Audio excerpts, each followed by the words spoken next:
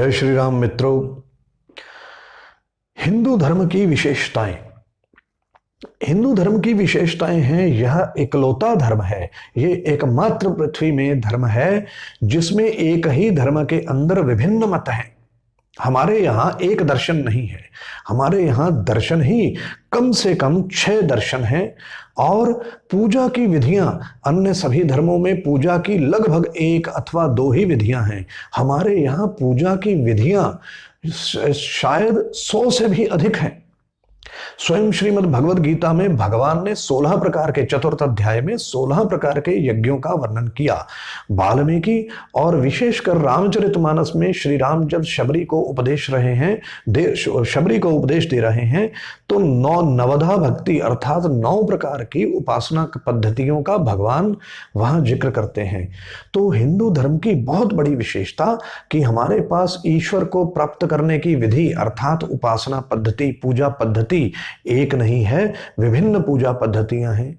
अब पूछा जाए कि विभिन्न पूजा पद्धतियों की आवश्यकता क्या है, तो विभिन्न पूजा पद्धतियों की आवश्यकता यह है कि साइकोलॉजिकली अर्थात मनोवैज्ञानिक तौर पर हमारी प्रकृति बहुत अलग अलग प्रकार की है। प्रमुख रूप से हम 4 प्रकार की प्रकृति के लोग हैं। एक है भावुक अर्थात इमोशनल, दूसरे हैं वर्कर अर्थात सक्रिय, जो सदा शारीरिक रूप से सक्रिय रहना चाहते हैं, इस प्रकार की एक प्रकृति होती है लोगों की। तीसरी है रेशनल, तार्किक, हर बात को तर्क से समझना चाहेंगे और तर्क से समझाना चाहेंगे।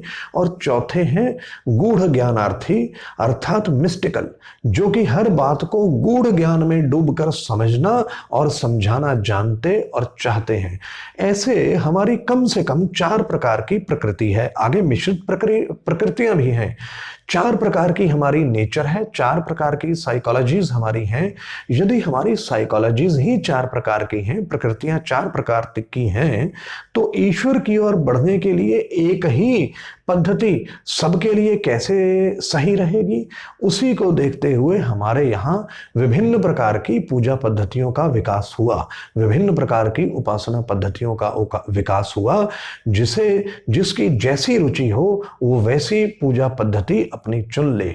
जिसको शिव महिमन स्तोत्र में बड़ा सुंदर रूप से कहा गया है, उसमें गंधर्व बोलते हैं, पुष्पदंत गंधर्व बोलते हैं कि त्रयी सांख्यम योग पशुपति मतम वैष्णवमिति प्रभिन्ने प्रस्थाने परमिद मदः पथ्यमिति च रुचिनाम वैचित्र्या द्रिजुकुटिल नाना पथजुषाम नृणाम एको गम्य स्तपय सामरनभ इव। अर्थात जिस प्रकार से अलग अलग स्थानों से निकली हुई नदियां अलग अलग मार्गों का अवलंबन करती हुई अंततोगत्वा समुद्र में ही जाकर मिलती हैं, इसी प्रकार से विभिन्न प्रकार की पूजा पद्धतियां अंततोगत्वा ईश्वर में ही मिलती हैं, आपको ईश्वर तक ही ले जाती हैं। इसलिए अपनी रुचि के अनुसार अपनी पूजा पद्धति चुनो। तो हिंदू धर्म की पहली बहुत बड़ी विशेषता हमने देखी कि वह है विभिन्न प्रकार की पूजा पद्धतियां एक ही धर्म के अंतर्गत। दूसरी बहुत बड़ी विशेषता हमारे अंदर स्वीकार्यता है। ये पिछले 2-3 वर्षों से मैंने देखा एक शब्द का बड़ा प्रयोग हो रहा है, वह है सहिष्णुता, टॉलरेंस। टॉलरेंस का यदि अंग्रेजी की ऑक्सफोर्ड डिक्शनरी में जाके अर्थ देखें तो उसका अर्थ है अपने से भिन्न विचारधारा को सहन करना। किंतु हम हिंदू किसी भिन्न विचारधारा को सहन नहीं करते। हम भिन्न धाराओं को केवल सहन नहीं करते, हम उनको स्वीकार करते हैं।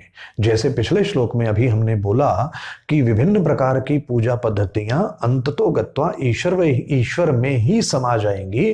तो हिंदू दर्शन ऐसा कहता है कि जितने अन्य धर्म भी हैं हमें उनको सहन करने की आवश्यकता नहीं।